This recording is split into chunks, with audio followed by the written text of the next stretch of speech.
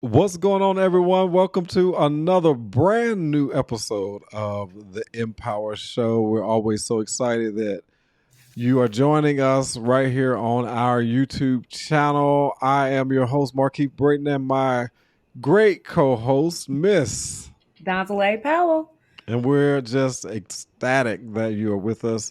And before we get started, go ahead, hit that like button, subscribe, and leave comments. Let us know what you think about these shows because we want to continue to bring you the most value we possibly can. But Donzaleigh, how's everything been going?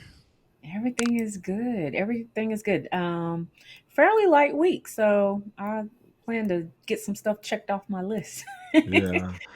I have been learning some new things that I want to implement in the business. And one of those is I'm revisiting blogging back in my business. I have signed up for a mastermind course that I'm taking and learning a lot of new things when as it pertains to driving, traffic and, really, writing in the sense of not necessarily just writing about your story and your life and things, but yet writing in the sense that, to drive sales and to, provide value in a way that introduces people to new opportunities and new types of tools and things that I might be using in my business. And then the other thing is that I have become really clear, which really goes along with today's topic, but I've become really clear on who my target audience is for my business. And so I'm shifting to, I think I've been a lot really general these 5 years that I've been in business, but I'm shifting to helping Gen X corporate professionals learn how to leverage their personal brand so that they can create and replace their corporate income. And that had become so clear to me because it was exactly what I did in my own transition. Mhm. And I speak to so many people who, if they could do something different other than what they chose for their career and make similar or more money, they would do it in a heartbeat. Because so many people are really not as fulfilled in the work that they do on their job, but they Right. feel like that's what they have to do in order to make life reasonable. Mhm. And so today's topic is entitled Unlocking Financial Success.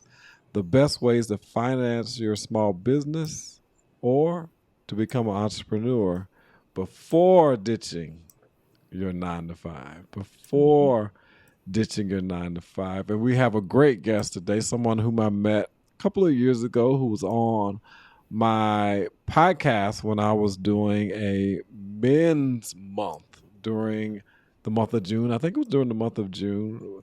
And we were talking about finances. I had a group of individuals to come on to discuss finances. And he was one of those individuals I invited on as a guest.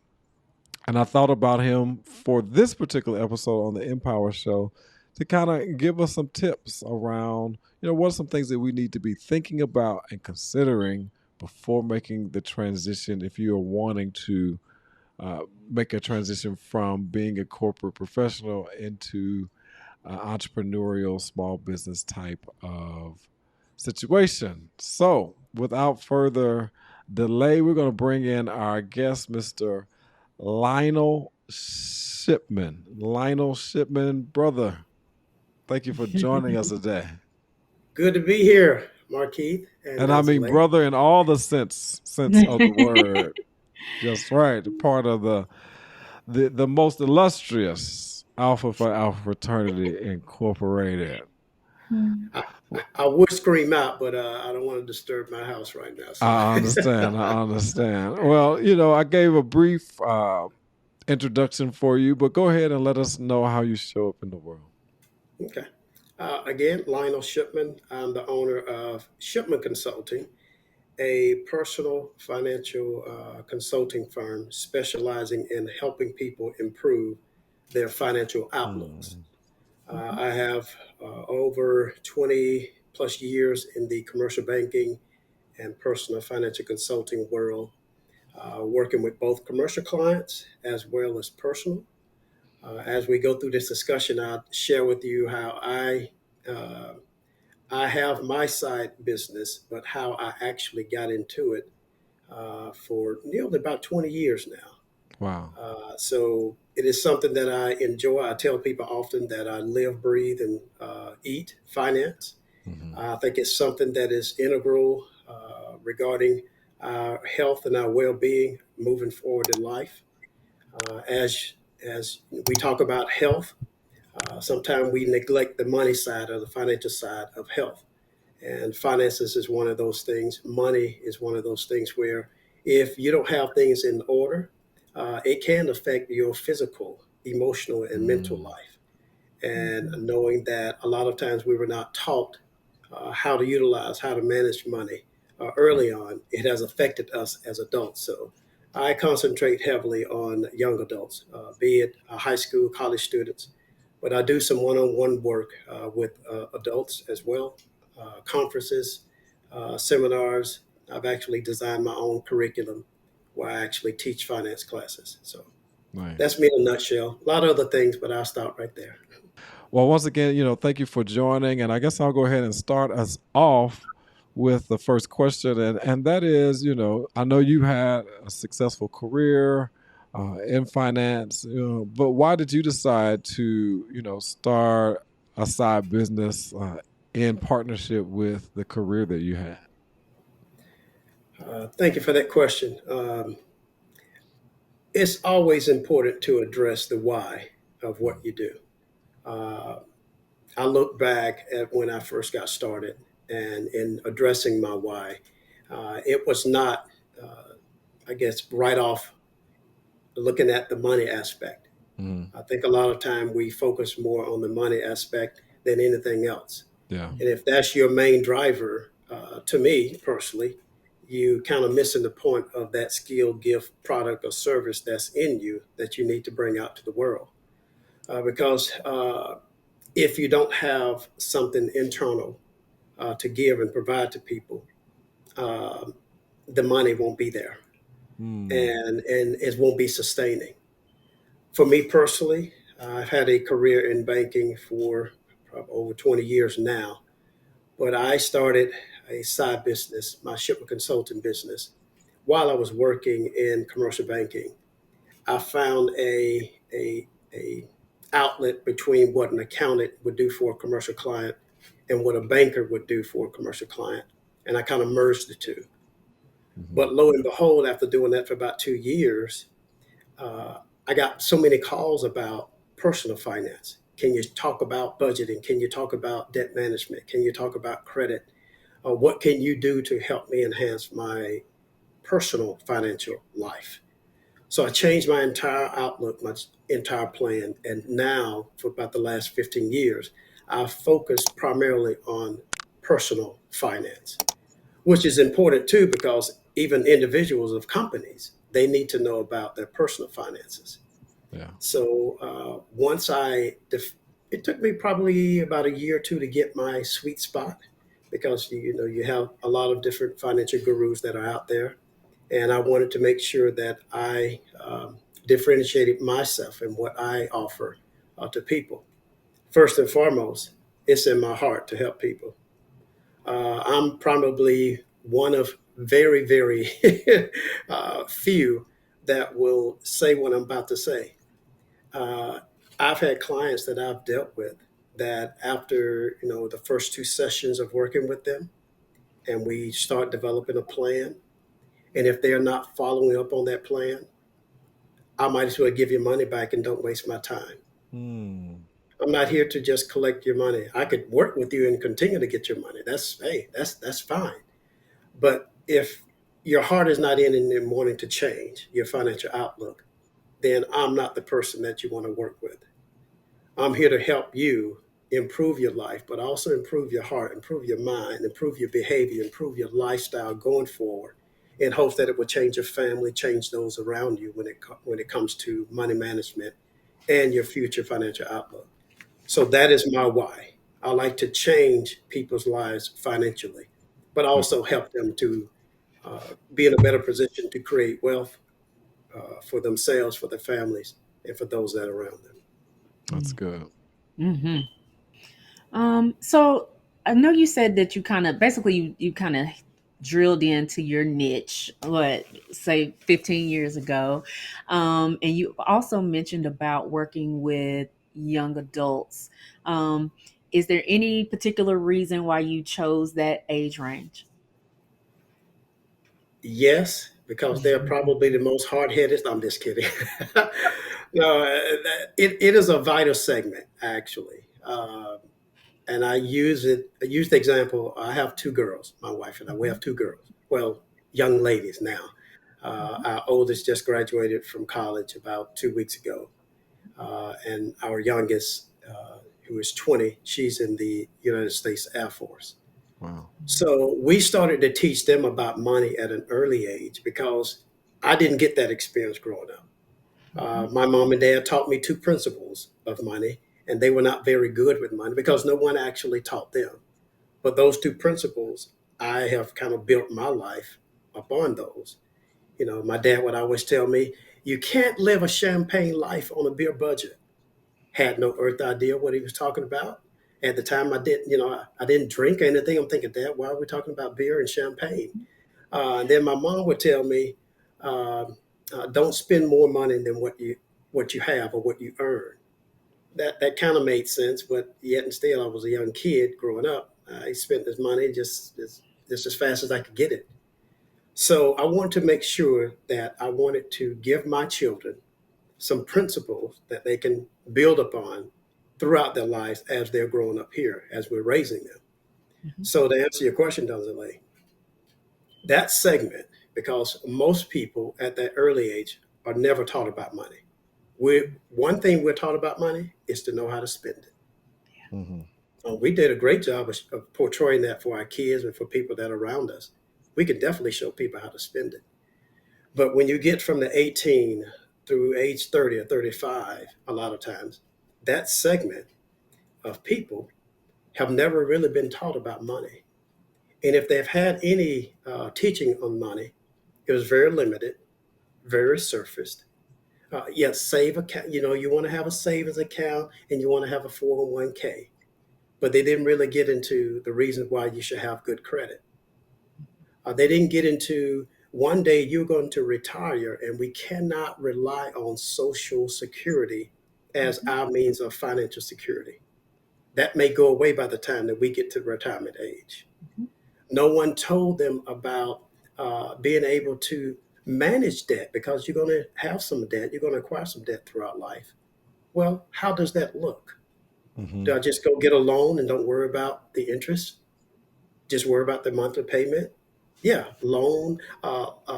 Those that are in lending, they love to sell you the monthly payment without us looking at the other terms and conditions. Right. So that's why I focus on that particular group. I want them to have a foundation that they can build upon as they continue their life into adulthood. Yeah. Love it. So when you think about the things that you just talked about, the debt, potential, preparing for retirement, having things in place. If I were someone who was considering starting my side hustle before moving into a full-time entrepreneurship and maybe leaving my job, you know, what are some things that a person should consider, or what are some things that you considered in starting your business on the side while you were still working? Uh, Number one, uh, before deciding to go out on my own or to do my own thing, uh, I had to look at what I had to offer and would that be something that people would buy into or would need or would utilize. Being in the career, having a career in banking and finance, uh, you've heard the term money makes the world go round and round. Well, money touches everyone. So I had a product or service in mind. So I had to say, okay, how can I develop this into a business to where I'm meeting the needs of people, I'm helping them along the way, but I can make money for myself because, hey, we all have to be profitable in order for us to continue to grow in what we're doing. So I started to plan, make preparation, organize. I think those are three things that a lot of people don't do enough of in considering to going into business on their own. Plan it out. Get your business plan. Even if it's on a sheet of paper, begin to write out what you're wanting to do. Get it out of your head onto paper so you can visually see it. And then just begin to just write. What do you want to do? What do you want to change? What product, what service would you like to uh, put out to the masses? How are you going to really, really help someone? So for me, that's what I did. I saw a need. I saw a service that I could provide initially for commercial clients, but eventually, when it turned into the personal aspect, the doors open. I had people all around me that didn't know how to manage money. They didn't know what to look for when they acquire credit. They wanted to have a future for their family and for their children, but they just didn't have a way to get started. So I began to take all of those things, put it into a plan, and say, okay, this is what I want to do. So what I did while I was working at the bank, or at one particular bank, I decided to start doing some things with one person on the side, basically for free. Let me work with you to see what I have up here, what I've put on paper actually works. So I began to put that into practice over and over and over again, fine tuning it and getting it to a point to where I'm able to produce some profit. Now, for me, it depends upon, for me, it was much easier because I sell a service. I do have some products. I have books. I have other curriculum things that I've developed over the years. But it depends upon the person and what they're wanting to do, how that preparation is going to look. Some people have a product, something Mm-hmm. physical that they're selling, but you have other people who have services that they're selling. So it's something that's intangible. Both require planning, preparation, and organization. Yeah. And I think that is one key thing that we don't start out with. We look at how much can I sell this product for, and how much money can I make? And I mean, it's you open up a whole lot of things when you have that question there. But Yeah. I stay there, and as we continue to talk, we'll talk Yeah. about Donzaleigh, what were some of the things you considered? I know, when you left your career and decided to pursue your entrepreneurial journey. Of course, at first you always try to say, okay, can I make ends meet? That's first of all, like before I just jump out. And similar to how Markeith stated, this wasn't a plan. I did the 90-day that didn't happen, and so kind of had to speed up that thought process a little bit. But yeah, just thinking about, okay, so just to maintain status quo, where am I at? What shifts do I need to make? What can I reduce in order to, lower expenses? Just kind of ran through that, putting pen to paper. And then it literally was kind of just the jump that I hate to say, and I wouldn't necessarily suggest it for people. If you are able to plan and really get something in place solid, I would definitely recommend that. But again, Mm, sometimes it just doesn't work out that way, and you kind of have to just move regardless. But yeah, definitely kind of putting pen to paper first was the first yeah, thing. that's good. So, Lionel, I know you said that, in the traditional sense of banking, you have a lot of experience there. Would you advise a person who's considering to make the transition or even starting their side hustle to look into traditional financing to get started, or would you say save your own money and to get started that way? it. If I was in banking, I would probably tell you, get a loan, get a, But even when I was in banking, I always tried to make good suggestions for Hmm. clients because I want them to be with me for the long term. Even if I didn't, even if I wasn't able to sell them a loan or some type of financing type product, I would advise only when that time comes Hmm. should you get some type of financing. Number one, it depends upon the type of business that you're wanting Right. to get into. Yeah. Uh, a lot of us are in more like the service business where we're offering a service to people. Hmm. That's totally different because we don't need to order supplies. We don't need to Hmm. have a stockpile of inventory. We don't need equipment to make something and then sell it and all of that. Using what I do. I do seminars, I do workshops, I work with universities, I teach classes. So my tangible assets, if I want to say it that way, is my for the most part what I have up here. Hmm. I mean, I have two books I've written, so I do have some tangible things that I do sell to make money. But I think it's important to have some cash reserves if you're not in the situation like the both of you where you had no choice in the matter. But for those that are working and you wanted to have a side job, you want to eventually get to the point to where you want to have that as a full time, start now and start small and use your money from your income to help support your side business. Yeah. It's so easy to say, well, go get a credit card, go get a small loan, get a line of credit. That is not necessary to start out with. I tell people, don't get yourself in debt, Hmm. first of all, too fast, because that's what happened to a lot of us. Yeah.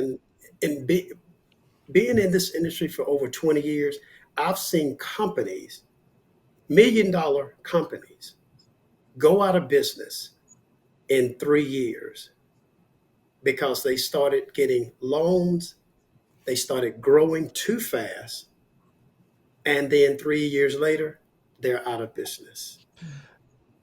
I'm glad you bring this up because and Donzaleigh, I don't know if you've been seeing it, but social media, everybody has this play on getting these credit cards, for your business and 0%, and teaching people how to uh, land which are the right banks to get these high limit cards and things like that to help you leverage the credit to get your business started. I'd love to hear, what are your thoughts, Lionel, around this trend of, getting people to go get all these credit cards to launch their business.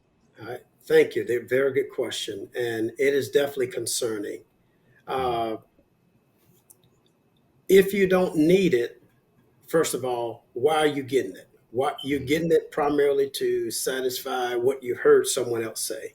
Mhm. Uh, if I did everything that I saw on TikTok or Twitter or whatever, and it doesn't necessarily apply to what I'm doing, I need to question and consider it before I start to do it. Yeah. Uh, One of our biggest downfall as small business owners or entrepreneurs, we find it hard to separate what's good and healthy from a financial perspective for us individually versus the other person. Mhm. Don't run out and get a line of credit or get a credit card when you have the money that you can pay for these things yourself. Okay. 9 times out of 10, the average person that has a credit card, they spend more money. It's proven statistically. It's proven every Christmas break. We get a credit card. We go absolutely crazy when we go to the mall Mhm. because you can swipe, you get 10% off if you use a credit card.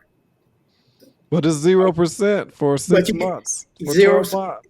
Yeah, 0% for 6 months and 12 months, brother.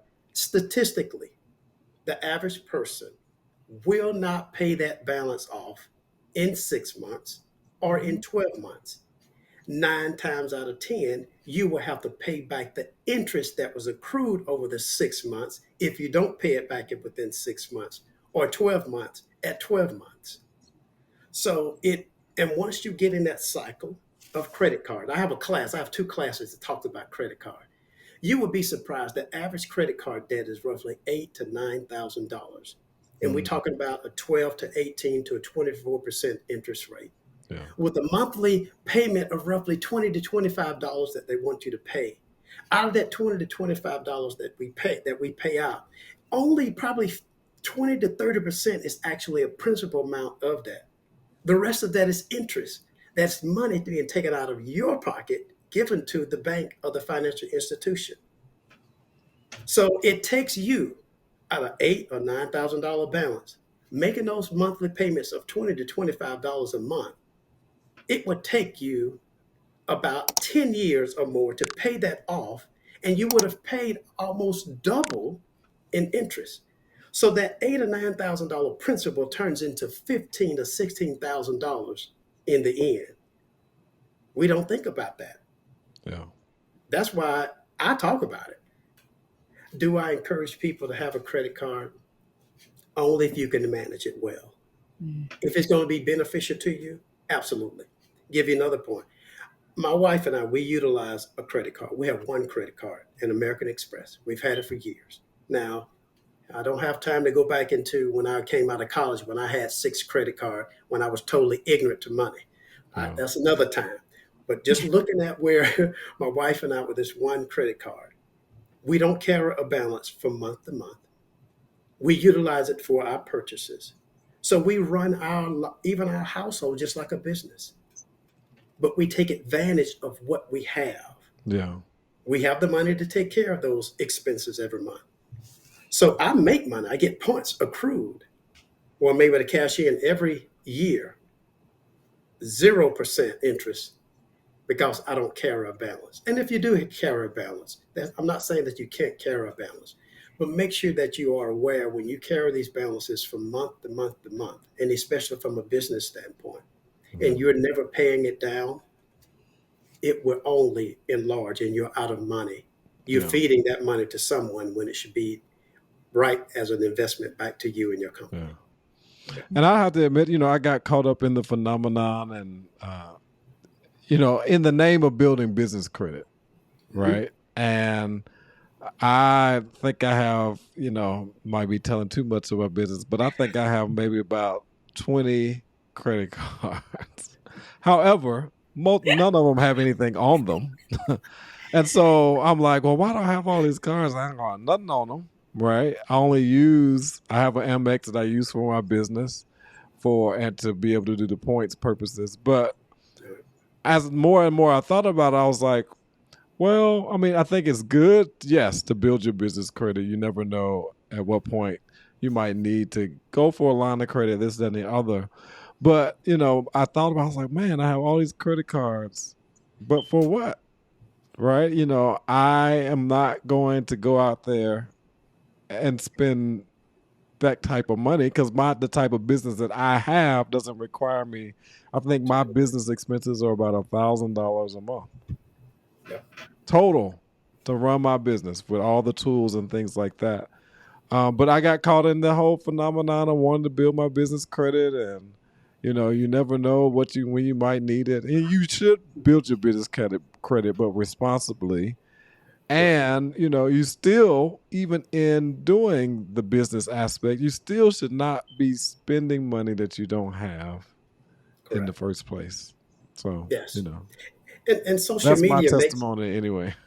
yeah, and social media makes it look so good. I mean, Yeah. it makes it normal. We've normalized being in debt. We've normalized utilizing a credit card.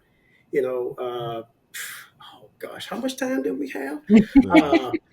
Uh, 'Cause I just say from an image standpoint, because we want to look the part as a business owner, that you have it all together. Yeah. You want to, I call it, you want to look good, you want to smell good, you want to drive good, you want to live good. And there's nothing wrong with that. I tell Right. people, I'm not a dream killer. I Yeah. would never kill your dream of wanting to succeed as a business owner. There's a way that can be that you can do it where you're able to have your business for many years to come. Yeah. You're able to throw off money to where you can enjoy the life that you want to enjoy. These are just things that we haven't been taught, and a lot of times we haven't been taught the right way or a better Yeah. way. That's Yeah. good. Donzaleigh, any thoughts? It's just it's funny hearing you talk about some of the trends and also some of the information that we didn't get. So Markeith is aware. I've kind of shared before how my parents were the sticklers. They were the save, the stay at the job until So Yeah. just those kind of old school, and they harped on the credit card. So when I was in college, I wasn't signing up for a t-shirt and when everybody else was. I wasn't getting the refunds that the other kids were getting, knowing good and well eventually that's circling back around. You're gonna pay it plus interest. You just don't realize it. So Yes. there were certain pieces that I did get, even though on the flip side of that, they didn't really talk about stocks and so I had some really good and then some where I wish they had have been able to teach me that. So that's one of the reasons why I was asking you why you chose that age range, because that's actually is moving into my the same one. Like I feel like they're at that pivotal moment in their life right there where you can completely change their life. And if I had somebody that could have told me, girl, start investing, go on and start investing right now while you're young, I'd already Uh, be retired. But Yeah. Same here. I mean, because I look at both my girls. I mean, that social media and everything else. Of course, they get tired of me talking about it yeah, because I had to drill it in them. I mean, my daughter just graduated. She had a budget before going to college. yeah. We funded her money up front. Every month. We put on the payroll in a sense. Hmm. And I said, okay, here's your money. You know how to budget. We've taught you that. Now, if you spend all your money by the 15th of the month, baby, you're going to have to live like a life on your own, because don't call dad and say that you need extra money, because it's not going to happen until the first of the month. So Yeah. you're right. We have to. I want to capture that group to Hmm. say, change the course of your life, change the course of your family, change the entire course of those that are around you. You can have the best life. I, I'm a good example. God knows, thank God I've lived a very good life. I haven't missed out on much, but I'm most financially responsible. I have no debt right now. I have a credit score of 850. My wife and I, we go back and forth just to make sure that we maintain that. Uh, Both my one that just went to college, debt free, Boston University graduate, didn't have to pay because she had scholarship. So it's all this goes back to the planning and the preparation part Hmm. and putting things into play, and just learn as you go Yeah. and apply these principles. Yeah. Yeah. Good stuff. So and it's, gosh, we're already going on almost 40 minutes here, but when you think about, so we talked about ways that you can fund your entrepreneurial journey, your small business, really by bootstrapping first, and then considering some of the other options. But we did talk a little bit about credit, and you mentioned your credit score. You know, should we be concerned, or should we, be reviewing our credit as we are wanting to step out and start that business to maybe move and transition into? How important is it to be knowledgeable of your credit? Brother, it is vital, vital. If I can say that again, vital.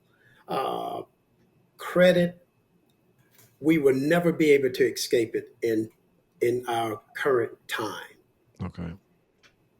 Getting a home, purchasing a home, purchasing a car, some places to obtain employment, to get a lease or to rent an apartment, all those are credit based, even down to acquiring insurance. All of it is credit based. It's kind of funny. I talk about credit. Years ago, we have a lot of comedians that talked about credit. Especially in African American and the Hispanic communities. And I laughed at the joke. I mean, we all did. Let's talk about just how bad off we were when it comes to credit. Well, about 10 years ago, went to a comedy show. Me and my wife, and I forget who the comic was, but not to badmouth any comic, but that's not funny to me anymore because it has held us back from being able to purchase a home without having a high interest rate or bad terms. It has prevented us from buying a car. And if we do have the car, we have a high interest rate or longer payments. It has prevented us sometimes from getting that job that we know that we're well qualified for. It prevented us from getting that apartment or leasing that apartment or home because our credit has been tarnished. So that is something that is very, very important that we look at and assess every 6 months, I would say, in today's time. Unfortunately, I was a victim of identity theft back in Mm. 2006. Yeah, I've been too. It is a career banker, career finance person who talks about credit. All of a sudden, boom, I got hit with identity theft. It took me 6 months to clear that from my record. And thankfully, it hit my business account, which was not tied to my social security number. Hmm. It was tied to my tax ID number. So it hurt from that side, but it didn't affect me from a personal aspect. But just think about what people have done to their own credit. Slow pay, ignoring bill collectors when we know that the bill is due to us because we made the bill. Avoiding those things only hurt us. It's like a game sometime when somebody's getting ready to call, that number, they're calling for that payment, and you're refusing to pick the phone up. Stop that. Stop it. Stop it. If we Yeah. want the best that we can get financially, we have to clean up our credit and we have to monitor and manage our credit. To me, bruh, the our credit is a reflection of our character. Mm. Mm. I make it personal. Yeah. I make it very personal. It's a reflection of my character. Now, does that mean perfection? No, because we're all subject to make mistakes. Life happens. You lose a job or some other life event that happens that may cause you to file bankruptcy or to slow pay. I'm not talking about those instances. I'm talking about you go and get a credit card, you charge it up. Now they've said, okay, make $50 a month payment. I ain't paying those people. I'll skip a month or two. Yeah. And then Kind of like and the then student loan situation where most people said they never intended to pay it back anyway, right? see, and it's really not fair. And Yeah. and to me, like I said, it's a reflection of my character as a person. Yeah. So whenever I have good credit, I can go to those lenders or those finance companies whenever I need to get it, and I can get the best rates and the best terms and best conditions. Mm. So yes, check your credit often. Yeah. And I only bring it And up because I think sometimes we have a tendency to believe that, or, even from the information on social media, you know, your personal credit ultimately can impact your ability to develop business credit, Mhm. right? absolutely, And so they really go hand in hand. If you're not, responsible with your personal credit, what would make you think a bank would think you'd be responsible yeah, on the business side? Well, Lionel, we are coming towards the end here, already 40 minutes in. But what I want you to do is, what are the maybe top three things that individuals should consider when it comes to making that transition into full-time entrepreneurship or even just starting a side hustle, what are your top 3 tips when it comes to that financing part on, that would help them have the right footing as they move towards that journey? Okay. I would say I'll start back at the beginning. Plan it. Put what you have up here, your idea, what you're wanting to do, put it on paper, write it out, develop it as best you can, meaning put everything that's up here on paper. I would suggest getting with a person that is in the industry as a mentor, someone you could look to give you some guidance. Another option, check with the SBA. SBA.gov has a wealth of information to help you start your journey of going into becoming an entrepreneur, meaning starting your own business. And don't have the mindset coming in that I'm going to start this and it's going to grow fast. Slow and steady. Keep that in mind. You want to grow your bit. You don't want to grow too fast, because growing too fast, you could ruin your business in 3 to 5 years. So be willing to, put in the time, pace yourself, limit any liabilities as much as possible, have some cash reserves on the side, because there will be times when it's going to be slow. You're going to have some slow months, Oof. but make sure you develop good relationships along the way. I know I didn't name out this one, two, three, four, five, but those are some of the things that I find to be critical with entrepreneurs, and especially those that are wanting to leave their 9 to 5, going into a side business, and eventually having that side business as their support going forward. Keep those things in mind.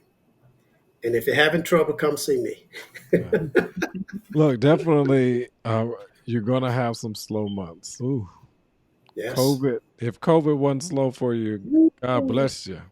Yes, But brother. Yes. definitely, it was definitely slow for me. I didn't know that I didn't know if I was gonna make it or not. Same I here, didn't know brother. if I was gonna make it or not, but I made it. I made Yeah. it. I made it. I made it, and I'm grateful for the various opportunities that were made available for those who were in small businesses to be able to continue to go. Well, Mhm. Lionel, let people know how they can reach out to you and where they can find you and all that great stuff. Okay.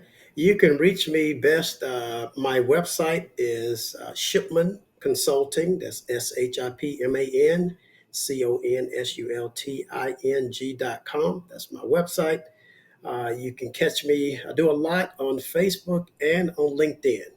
I Okay. try to post a lot from a financial perspective, things that I call it hitting home, not Mhm. just the average news, because I try to develop some personal, relatable things, be it with polls or be it with different questions that would begin to get us to think about where we are with money and Yeah. what should we be doing with money. So my website, shipmanconsulting.com, best way to reach me. I'm also on LinkedIn, Facebook.